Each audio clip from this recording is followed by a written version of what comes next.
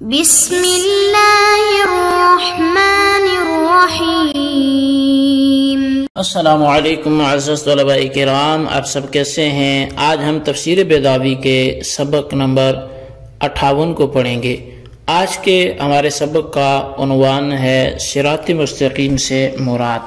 آج کے سبق کی ہماری عبارت والامر والدعاء یتشارکان لفظا و معنی سے شروع ہوتی ہے۔ آئیے سب سے پہلے عبارت پڑھ کر اس کا ترجمہ کرتے ہیں، اس کے بعد اس کی وضاحت کی طرف بڑھتے ہیں۔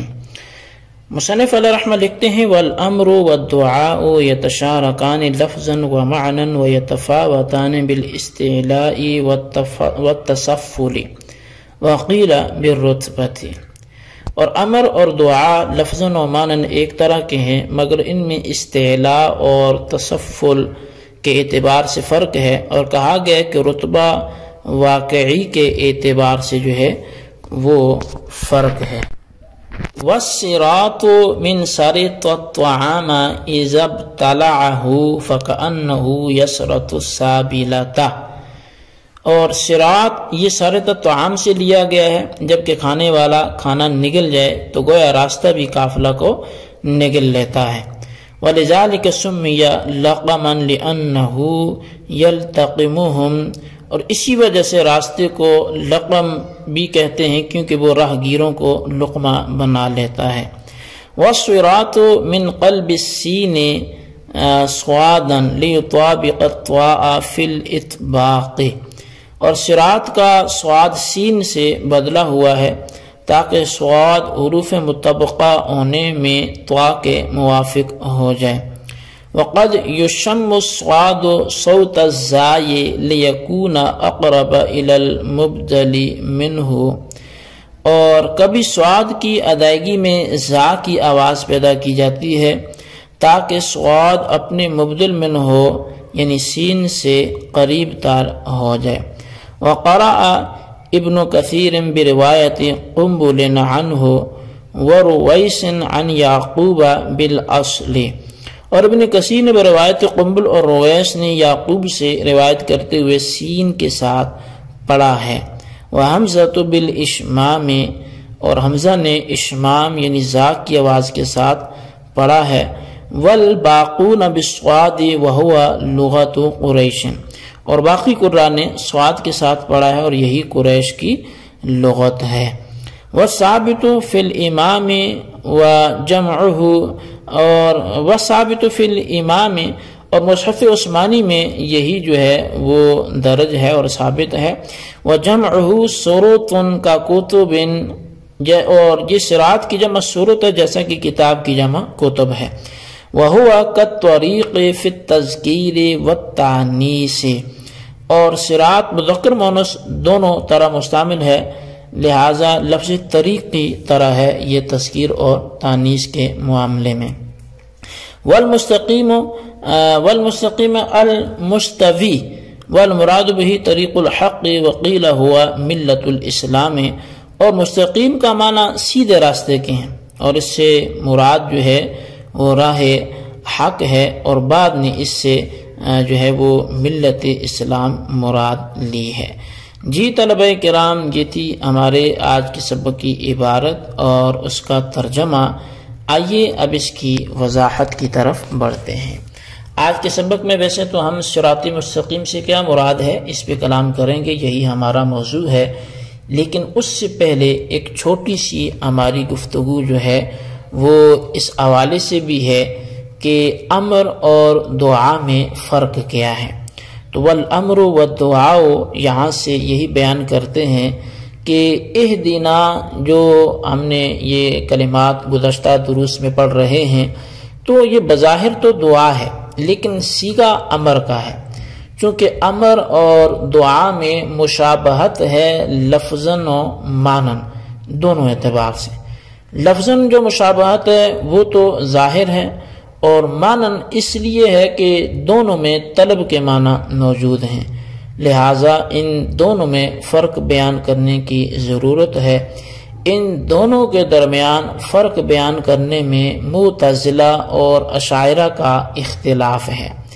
اشاعرہ یہ کہتے ہیں کہ آمر اپنے آپ کو بڑا سمجھتا ہے، واقع میں بڑا ہو یا نہ ہو، یعنی حقیقتاً وہ بڑا ہو یا نہ ہو، لیکن وہ اپنے آپ کو سمجھتا بڑا ہے، لہٰذا وہ عامر ہوتا ہے۔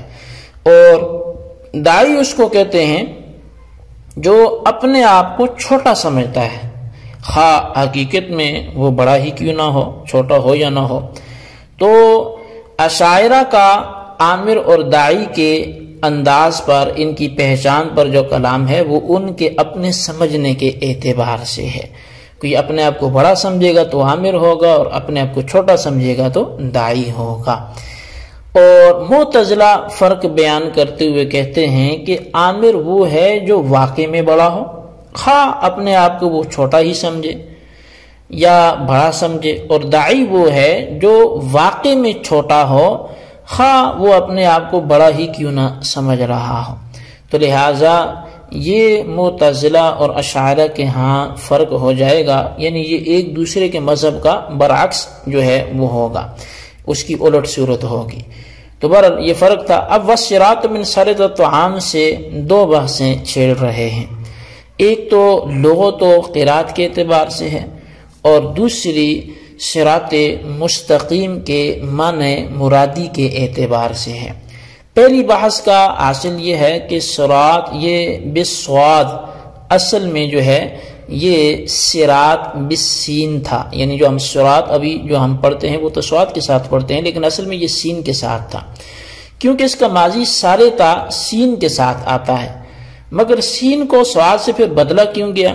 بدلہ اس لیے گیا کہ طوا حروف مہجورہ مستعلیہ میں سے ہے، اور سین حروف محموسہ مخفضہ میں سے ہے، تو گویا دونوں کی صفات وہ متضاد تھیں، لہٰذا ان کا جمع ہونا یہ موجب ثقل ہے، زبان پہ یہ ثقیل ہے، اس لیے صاد کو سین سے بدل دیا، کیونکہ صاد کو طوا اور سین دونوں سے مناسبت حاصل ہے، طوا سے حروف مطبقہ ہونے میں اور سین سے محموسہ ہونے میں، اور بعض صاد سے بدلنے کے بعد اشمام بھی کرتے ہیں۔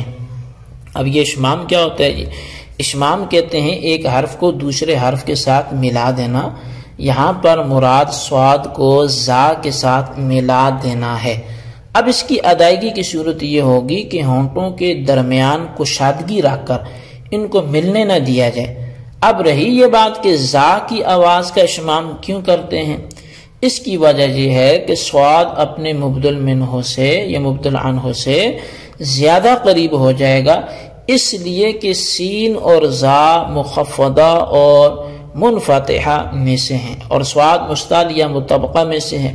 تو اب جب صاد کے اندر زا کی آواز کا اشمام ہوگا تو صاد پہلے تو قریب تھا، اب اقرب الی السین ہو جائے گا۔ تو گویا صراط کے اندر تین حالتیں پائی گئی، حالت اصلی بالسین، حالت منقلبہ بالصاد، حالت بالاشمام۔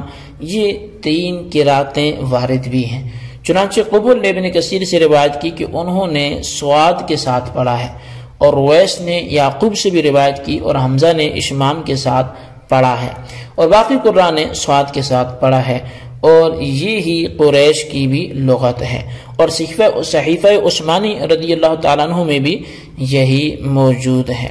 اچھا، صراط سرد الطعام سے ماخوذ ہے، یہ اس وقت بولتے ہیں جبکہ کھانے کو نگل لے۔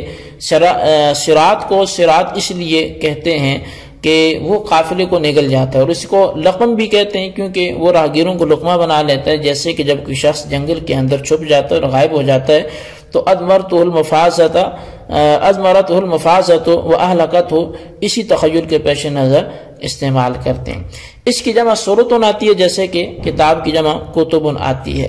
صراط کا لفظ مذکر اور مؤنث دونوں طریقوں پر استعمال ہوتا ہے، اور مستقیم کے معنی مستوی اور سیدھے کے ہیں۔ اب سنیے کہ صراط مستقیم کی مراد کیا ہے۔ اس بارے میں دو قول ہیں، بعض لوگوں نے کہا کہ طریق حق مراد ہے، اب وہ عام انبیاء سابقین کو یا نبی علیہ السلام کا، اور بعض لوگوں نے کہا کہ خاص طور سے ملت اسلام مراد ہے، مگر قاضی نے اس کو ضعیف قرار دیا ہے، اور وجہ ضعیف یہ ہے کہ آگے والی آیت یعنی صراط الذین انعمت علیہم کو بدل الکل قرار دیا ہے صراط مستقیم سے۔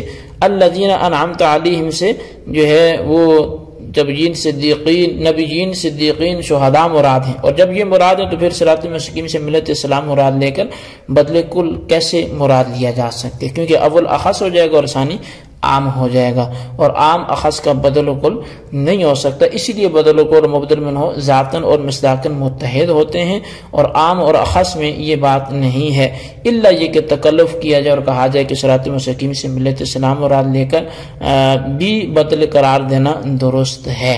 تو بہرحال جی یہ ہمارے آج کے سبق کی عبارت ترجمہ اس کی وضاحت تھی، اس کو اچھی طرح سمجھے، اس کے خلاصے کو ضرور رجسٹر پر لکھیں، بالخصوص ان سوالات کے جوابات دیں۔ سوال نمبر 1 یہ ہے کہ دعا اور امر میں معتزلہ کیا فرق بیان کرتے ہیں، وضاحت کریں، اور سوال نمبر 2 یہ ہے اشاعرہ کا مذہب دعا اور امر میں کیا ہے، اس کی وضاحت کریں۔ اللہ تبارک و تعالیٰ سے دعا ہے جو کچھ ہم نے پڑھا سنوں سے یاد رکھنے کی توفیق نصیب فرمائے، آمین بجاہ النبی الامین صلی اللہ علیہ وسلم۔